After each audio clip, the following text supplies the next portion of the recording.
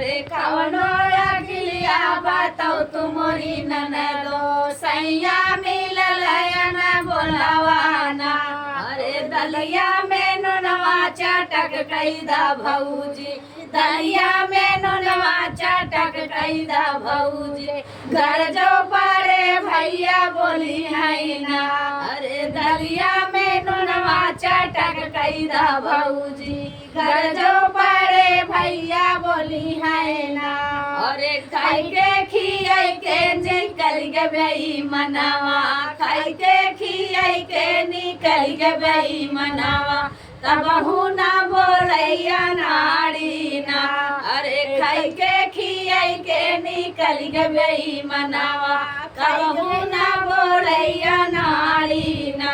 अरे कवनो अखिलिया बताओ तुमरी ननदो सैया मिलल न बोलावाना।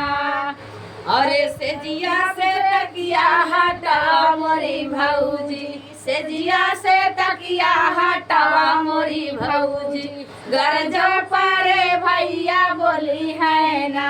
अरे सुत के सुतई के निकल गई मनावा, सुत के सुतई के निकल गई मनावा, तबहू ना बोलैया नारी ना।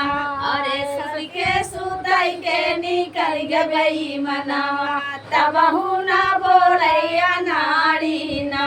अरे कवनो अखिलिया बताओ मोरी ननदो सैया मिलल न बोलावाना।